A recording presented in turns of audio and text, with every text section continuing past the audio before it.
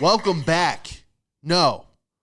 Welcome to the first ever episode of the Sean Madden Show. In the Hall was great. It was a fun 94 episodes. But now it is time for the Sean Madden Show. All right, In the Hall was cool. It was a fun thing. It was based off of me always being in the hall in school because the teachers couldn't handle the comedic genius that I was, a.k.a. causing a disturbance in every class. I was the student that the teachers couldn't avoid. You know, like they would teach 6th grade and then they'd move up a grade and teach 7th grade, and I would end up getting them again, and they're like, oh, fuck. And then they would go up and teach 8th grade, and then I would get them again. I had this one teacher, she got married during the summer, and so when you look at your syllabus or your class schedule, it had a teacher we've never heard before. And I walk into her class, and it was the same teacher that I had 3 years in a row, but she got married during the summer, so she had a different last name. And she just looked at me, and her look said it all, like, motherfucker, you again? So, yeah, In the Hall had a good run, 94 episodes. It's time for the Sean Madden Show. That's what we're doing. The haters are just praying that I fall off. They're like, damn, how does he do a new episode every week? Fuck. I don't fall off. I just can't. It's impossible for me to fall off. Ah, shit. Spilled wine on my damn show notes. What are you going to do? It actually looks better. Looks like a seal of approval in medieval times. A stamp from the king. A declaration of war. I don't want to start off episode 1 of the Sean Madden Show on a sad note, but I just have to share this news with you. I lost 2 women in my life this week, and I'm going through it, man. I lost 2 women this week, 2 top-notch hoes, if you will. I made the grave mistake of taking every girl I've ever dated in the last 2 years in Orlando, Florida, to the same exact restaurant, knowing damn well this would happen one day, where I would walk in with a new girl and run into the girls that I'm currently seeing. I have a nice rotation going. And this week we lost 2 brave soldiers. And I thought, hey, since none of us are exclusive, everything will be fine. But no, I went home that night and I saw they blocked me on Instagram. They unfollowed me on TikTok. One of them even blocked my number completely.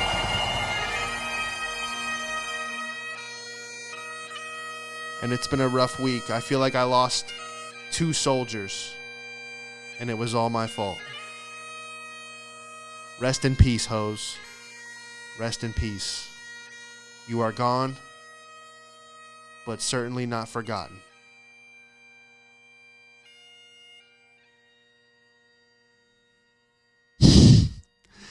No, I did feel like how, I don't know, I felt like a war general that sent his troops into battle and got them slaughtered, and it was all my fault. You know, it is kind of a douchey thing to do, to just take the same girls to the same restaurant. But I'm just like, what are the odds? What are the odds this is going to happen? You know, I'm like, it's 3 p.m. You know, I saw the first girl. I'm like, shouldn't she be at work? You know? Whatever, man. I'm having a good time. I didn't have the college experience, okay?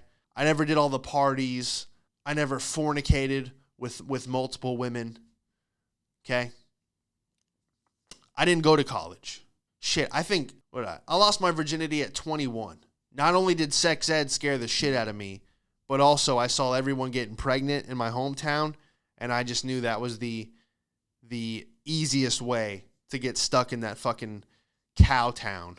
Fucking 1 Applebee's, 1 stoplight, bullshit ass town that I grew up in. And I just knew I had to get out of there.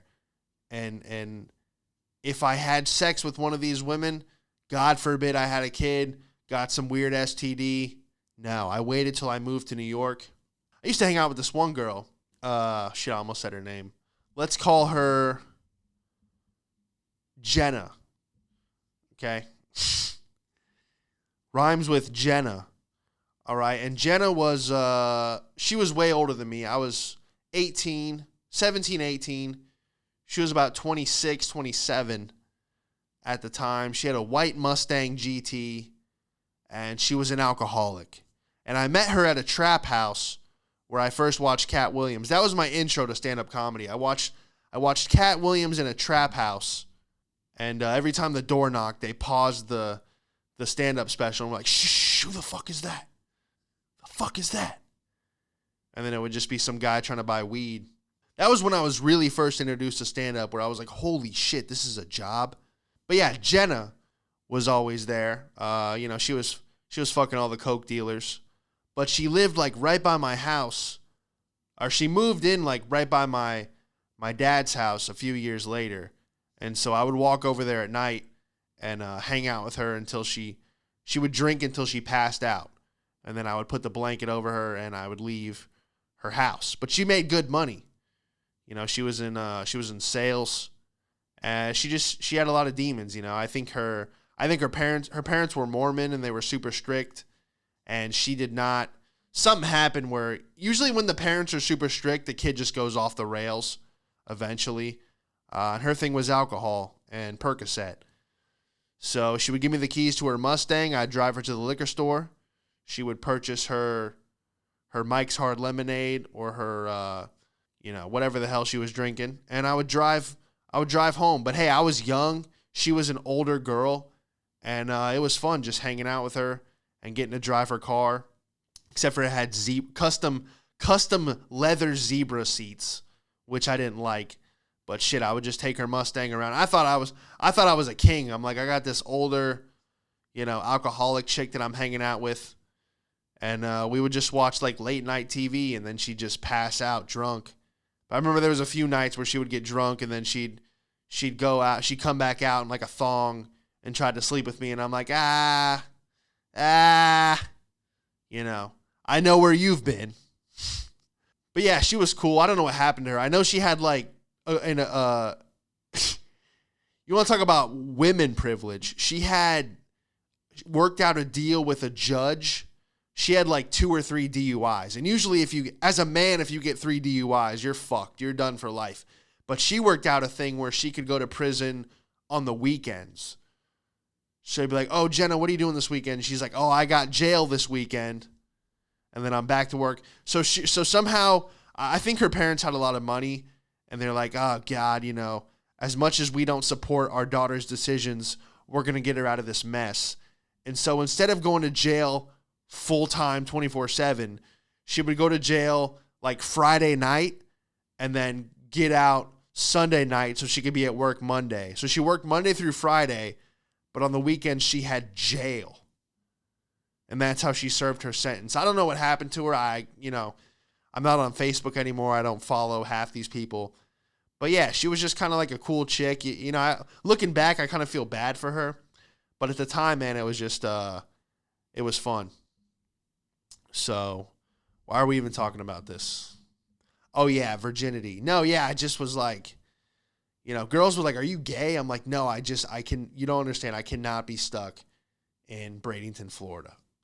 Okay? They're like, well, I'm not going to get pregnant. I'm like, yeah, I don't know that. I was just terrified of like, our sex ed was weird, dude. They were like showing like, this is what herpes looks like. This is what AIDS is. And I'm just like, oh, fuck. And then like some of the cheerleaders on my, in high school, they were pregnant, and you'd see them like smoking a cigarette on the trunk of their car in front of the McDonald's parking lot. And you're just like, dude, this is a shit show. There was girls in my middle school who would have to ride in the front of the bus because they were pregnant and they went to like some special class. But I'm like, dude, you're pregnant in middle school? Dude, even pregnant in high school, you're like, dude, get your fucking shit together, my God. So, oh yeah, we got sound effects now. But yeah, man, what the fuck? Yeah, so I've been seeing this German girl. And by the way, Eastern European woman, dude, they just make American women look like bums. I hate to say, if you're a woman in America listening to this, I'm sorry, but yeah, it's just another level, dude. These Eastern European women, they have it figured out. They drive a Porsche and they just keep their mouth shut.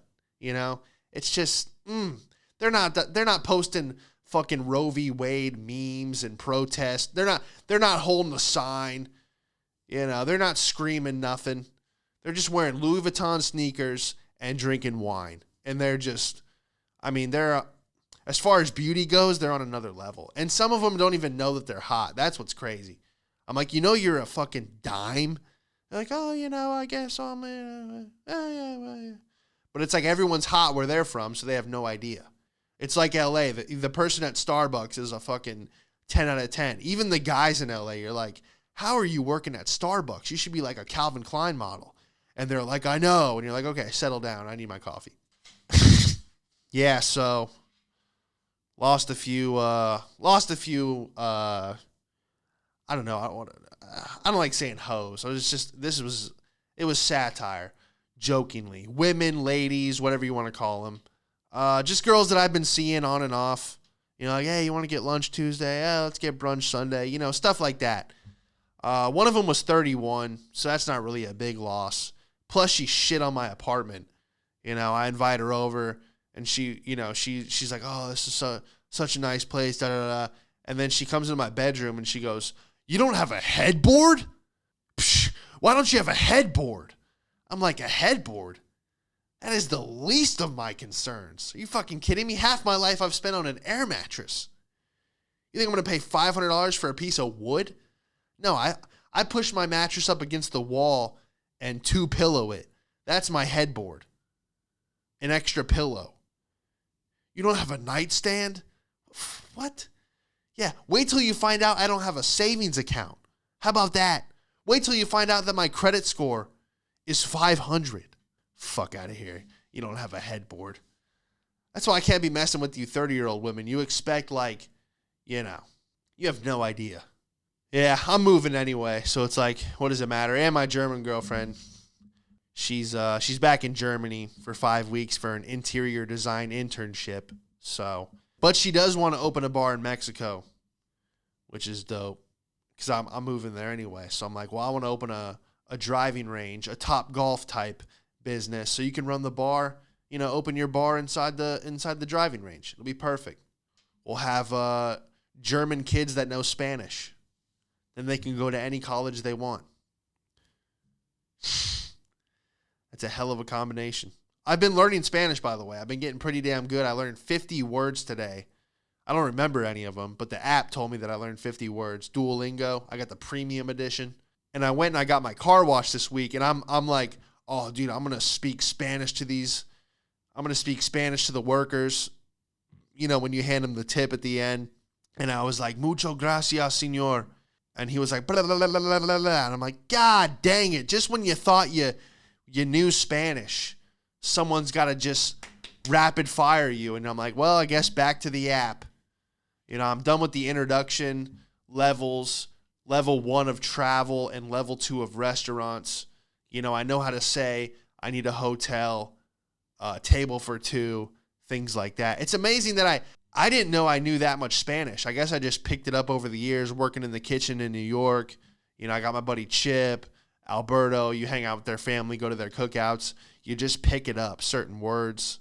And, yeah, it was kind of crazy. I'm like, holy shit, I know. Like, I can read Spanish, but I can't speak it. So, like, if I see a sign that's in Spanish, I can navigate. But if someone's, like, rapid fire speaking at full speed, I have a hard time.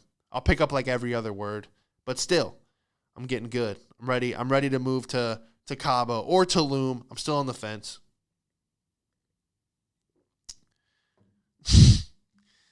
On the fence. Mexican jokes. Ooh, and we're out of wine. Okie dokie. I got the red blend again. What the hell? I keep thinking I'm buying the Cabernet. I don't know. The red blend's all right. They raised the price of this wine. It's usually like $6.99. Now it's like $12.28. I don't know if it's inflation or they're just selling a lot. And they're like, you know what? They're going to buy this shit anyway. Raise it $5. So yeah, I'm at the bar with this German girl. Just the level of like intelligence is, you know, they see things from you know, like Europeans, she sees things from a different angle. She's like, I love America. But she's like, you guys are just so brainwashed into consumerism. She's like, what's up with Amazon? She's like, she's like, my roommate orders 20 packages a day to the house. She's like, it's a drug to you people. I'm like, I know. People are out of their mind. They just buy a bunch of bullshit. And she's like, yeah, it's dopamine. I'm like, yeah, it's, we were just talking about how these people just order Amazon, and it's like they're trying to fulfill this hole in their soul by ordering this package with a smiley face on it. Like, oh, my little dopamine box is here. And she's just like, yeah, Americans are just so consumed by just bullshit TV. And she's like, everyone's living in a false reality. And we just hit it off, dude. And it was just, we saw a lot of stuff. She's talking about COVID and she's going full Alex Jones. And I'm like, I'm fucking ring shopping, dude. Like, I love this one. Dude, she's talking about cars. She's like, oh, my mother just bought the new Porsche Cayenne. It's faster than the Lamborghini Yaris 4.0 liter V8. I'm like, are you dropping engine specs on me right now? God. What was that Biggie Smalls song? Dick harder than a missile, yo. We're talking about our parents. I'm like, oh, what does your dad, what does your dad do? This and that. She was like, my father works for Bavarian Motor Workshire. I'm like, did you just say BMW without the acronym? God, I love this woman. My favorite car is the Mercedes AMG GT. Ugh, amazing. And she didn't ask where my headboard was. All right? She just wanted to know what music I was into. What fucking head. That still pisses me off. Ugh, you don't have a headboard? What? If you knew how low that was on my priorities to get I'm just happy I have a memory foam mattress. Okay? I had it on the floor up until like a month ago. I finally bought a bed frame, and I got to tell you, comfier on the floor. Mattress to carpet, way better than a dumb bed frame. Okay? The Asians have it right. Just put everything on the floor, eat dinner on the floor, take the shoes off at the door. You got to pick up every culture has its greatest hits as far as like things they do, and you just got to kind of pick and choose. I'm blessed enough to have, so like I said this before, if you put all my friends in one photo, it would look like a community college brochure. You're like, how is this so diverse? And I've taken the best things from each culture, and I implement that in my daily life. Little life hacks, because everyone does it different. The Mexicans, the Nigerians, then you got certain music. My playlist is crazy. I might go from Sinatra to Burna Boy to Tigres del Norte. Like, you have no idea what's about to happen on my playlist. All right, let's get into the show. I don't know what the hell's going on. It has begun. All right, here we go. Oh, yeah, so I went down to Sarasota, saw my mom. This week was fantastic because it's the preparation before I travel across the country yet again. Another voyage. We talked about it last episode. But I went down to Sarasota, took my mom out to lunch. That was fun. I don't think we've ever laughed together that much. So it was cool to have a fun time with my mom. Yeah, it was just beautiful, man. And then I hung out that night, had a long conversation with my grandma and my mom. My mom kept wanting to talk about, she watches the news too much. That's the one thing I'll say. On the way to lunch, she's trying to have a gun control debate. Nobody should have 30-round magazines. I'm like, Mom, we're going out to lunch. All right, I don't want to have a gun control debate. Plus, you're going to lose every time. Okay? I am a proud gun owner. I don't want to have this. I'm pro all amendments. They're there for a reason. Okay? America is lost, though. We have lost all of our core values. I feel like in the 80s, 90s, that was like peak America. Now it's just like, yeah. Now America feels like every man for himself. I don't know if anyone else feels that way. But I just think it's time to leave the country. I actually been talking to a lot of my friends on Instagram and stuff, and everyone's kind of like in the same boat. Like, oh, we're thinking about moving to Italy, Colombia. And I'm just like, shit, y'all go first and let me know. I got my eyes set on Mexico. I don't know why. I feel like if I learn Spanish and you can eat real food, it's not sprayed with a bunch of bullshit. They got like real farmers markets. Because the person selling the watermelon, they probably grew the watermelon down there. You know what I'm saying? So yeah, I think I'm just going to duck off there. Podcast south of the border. I was reading some YouTube comments this week. So every now and then I'll go and read the comments. Well, I get the emails on my phone. So it's like, oh, you got a new email from, Gamer Boy 49. And he's just like, oh, like I've been posting like quote unquote controversial stuff, like podcast clips. A lot of it's out of context because you only have a minute to edit. And so people just go off. And this one guy's like, oh yeah, typical failed comedian. And I just laugh because I'm like, failed comedian? Dude, I get paid $100 to speak for 15 minutes on stage. How long does it take you to make $100? 10 hours? And that's before taxes at your job at GameStop. Yeah, why don't you hurry up and brush your teeth? You're going to be late for your shift at GameStop. Cocksuckers. I just did a road gig with Ross Padgett. You guys remember him from episode 88. Very fun. I actually had a dash cam video that we filmed. So it was like on the way to the show and then after the show. So that's cool. It's on YouTube. It's 18 minutes long. And yeah, we got some good footage. So check out the vlog on YouTube. And I want to give some shout outs. Daniel Eradikai, Adam Abrams, Josh Brabson, David McMurray, Laquan J, Paul Pete, Michael Calsey, Mr. Will, Stephen Mikel, all the way up in Canada, Lewis Q out in California, man. Don't give up on your dreams of moving to Nashville. Don't let COVID and all that bullshit stop you, man. Get out there. Let me know how Nashville is because I've also been looking at apartments there. Shout out to my dog Cranar up in New York. Always holding it down. Always sharing the videos. And last but not least, my guy Shay messaging me from prison on a jailbroken iPad. How ironic. A jailbroken tablet. He gets out in 2024. He hit me up. He's like, yo, how's the podcast going? I finally got a jailbroken tablet, so it's making my time in prison a little bit easier. He's been locked up since 2016, and he'll be out in 2024, so stay strong, brother. It was funny, man. I was like, well, hey, look at the bright side.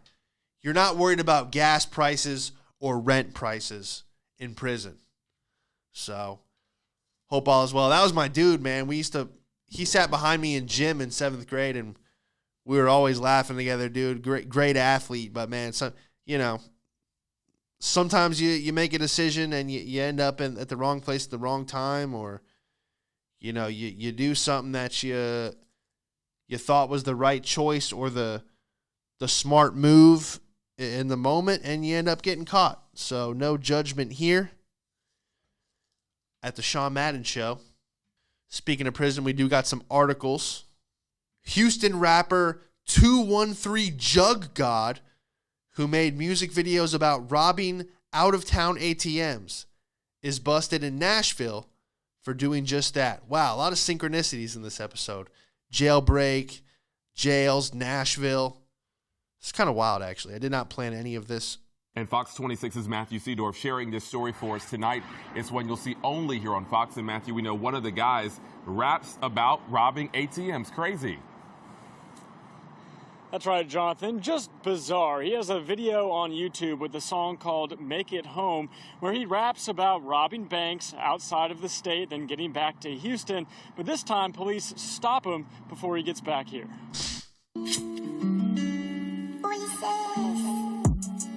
In a now ironic YouTube music video, rapper 213 Jug God can be seen with a gun on his waist. We can't let you lose control. Rapping about robbing banks out of state, praying he makes it home. Damn, what's taking long? On Tuesday, the rapper, along with these 3 others from Houston, were arrested out of state near Nashville, Tennessee, accused of robbing an ATM technician at gunpoint. If you're going to rap about it and then turn around and be about it and you get caught, that's on you. Hey, at least my man 213 Jug God was about it. A lot of these rappers are talking about robbing and trapping and selling drugs, but man, he actually did it. Yo, free 213 Jug God, man. Shouldn't do stupid crap, and you definitely shouldn't violate the law and talk about it. Police found these stacks of cash with Darius Dugas, Sassandre Dugas, Christopher Alton, and with Dijon Riley, also known as 213 Jug God. I love these reporters. Rapper 213 Jug God. It's so funny, man. What else we got? Here we go. Starbucks may have to reverse its open bathroom policy to keep employees safe amid growing mental health issues, the company's CEO said. We have to harden our stores and provide safety for our people, Starbucks CEO Howard Schultz said at a New York Times event this week. I don't know if we can keep our bathrooms open. So yeah, I do appreciate when you can just, like on a road trip, you stop at a McDonald's because it's the closest thing off the exit. You run into the bathroom, don't order anything, leave. You just basically use it as a bathroom. In New York City, LA, it's weird because unless you go home, you can't really use the bathroom in these cities. But I get like if you walk into a coffee shop, buy a coffee for $4 to take a piss. But it's just this weird dynamic of like not having public bathrooms. It's just like a thing we do in this country. But also I understand the bathroom code because in these cities, people go into these stores and they shoot heroin. You find needles in the trash can. Employees get stuck when they're taking out the trash at night after their shift. Nobody wants fucking an AIDS needle in a trash can when they're getting paid $12 an hour to sell coffee. So yeah, it's just like a weird thing. I understand it. I see both sides. A lot of people were like outraged, like, oh, they're gonna put the codes back on the doorknobs, and you're gonna have to buy something to use the bathroom. It's like, yeah. You're gonna have to pay $6 to use the bathroom in America, unless you're at home. Sorry, unless you pee in a bottle in your car. It is what it is. And we got a TSA issue here. Traveler told TSA he had no idea a sword was concealed in his cane. Security administration officers at Boston's Logan International Airport discovered a long blade inside a traveler's cane on Tuesday. So, my guess is he knew there was a sword in there. But either way, that's fucking badass, dude. If I was 80 years old, I would definitely have a cane sword. In fact, that would be the only way I would have a cane, is if I could pull a sword from it. This is pretty badass, dude. You're 80 years old. Oh, yeah, I'm pulling a sword out on someone if they try me. Now, can he get out of this? I mean, obviously they confiscated, but it is funny to think that an old guy bought a cane and then for like 5 years, it's just had a sword inside of it the entire time. And then until it goes through an x-ray, he has no idea. And I got to share this with you. So my sister has someone in her class named Shithied. It's spelled shithead. Shithead.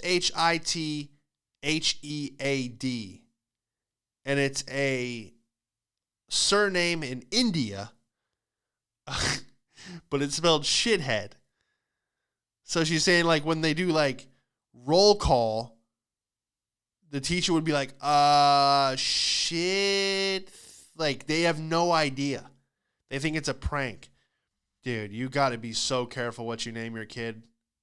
Like I get in India if shithied means something, but dude, shithead. Imagine having the last name shithead in an American school. Oh, the hell that these parents bestowed upon their child. Shithead. The girl's name is Shithead Patel. How fucked up is that? And she's like, no, it's Shithied. And it's like, no, bitch, your name is Shithead. Oh, my God. And we got a Connecticut bus driver with 38 passengers on board found passed out on side of the road. Claims he didn't know the gummies he'd been snacking on were THC-infused edibles. In Bridgeport, Connecticut, a commercial bus driver has been charged with 38 counts of reckless endangerment. Oh, damn, because there's 38 passengers on the bus? That's fucked. He was charged with reckless endangerment after blacking out behind the steering wheel while snacking on gummies he said he didn't know were infused with THC. Jinwon Chen appeared Tuesday in Bridgeport Superior Court after being arrested at his home in Boston. Chen was driving 38 passengers from Mohegan Sun Casino on March 13th where he stopped the bus on the side of the Interstate 95 in Stratford. Police said they found Chen slumped unconscious in the driver's seat next to an open package of Smokies Edibles cannabis-infused fruit chews. Oh, dude, I've had those before. Those are amazing. How did he not know they were infused? It literally says it on the label. Toxicology tests showed Chen had a high level of THC, the active ingredient in cannabis, in his bloodstream, prosecutors said. Chen told Judge Ndidi Moses on Tuesday that he had no idea he had been snacking on anything but regular candy. I didn't know it was marijuana, Chen said. The Chinese interpreter, according to Hearst, Connecticut media, I didn't know. Wait, this guy didn't even speak English? He's driving a bus. Wait. I thought it was regular candy. I didn't know it was marijuana, Chen said through a Chinese interpreter. According to her, so what, this guy's driving a bus? He's driving people home from a casino that are probably also fucked up. Anyone leaving a casino in a bus, yeah, they don't make very good life decisions. I'm sure this is the least dangerous thing that they've encountered that week, was driving with a bus driver that was high on edibles. They're probably like, thank God he's only on edibles. People are fucking methed out in the back of a bus. They just lost all their money on a casino. Moses ordered Chen held in lieu of $25,000 bond and set his next court date for August 25th. Victor Chen, the manager of Go Go Sun Tour, the bus company, told Hearst that Jinwan Chen had been driving for the Boston-based company for 10 years and has an exemplary, why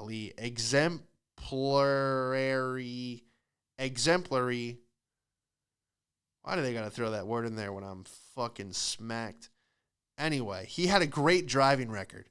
He doesn't drink, he doesn't smoke, but he has a sweet tooth and likes candy, Victor Chen said. This would never have happened a couple years ago, but now that marijuana's everywhere, he added. Dude, okay, so this guy needs a Chinese interpreter. No wonder he's just crushing gummies on a bus. Oh my, what's one bag? Let's say, okay, so he's never done marijuana. I know at least one pack of gummies is 100 milligrams. This dude just crushed 100 milligrams, never done edibles. At least he pulled over. It's not like he crashed into an elementary school. Yo, free my boy Chen. Let him drive that Greyhound, bro. Damn, man. My boy Chen. Yo, free Chen and 213 Jug God. And I think that'll do it for this week. If you're watching on the YouTube, hit that thumbs up, hit the subscribe button. If you're on Apple or Spotify, leave a review. You don't even have to type anything. Just click the 5 stars. And don't forget to check out that vlog I did with Ross. It's on YouTube. Appreciate you listening, and we will see you next week.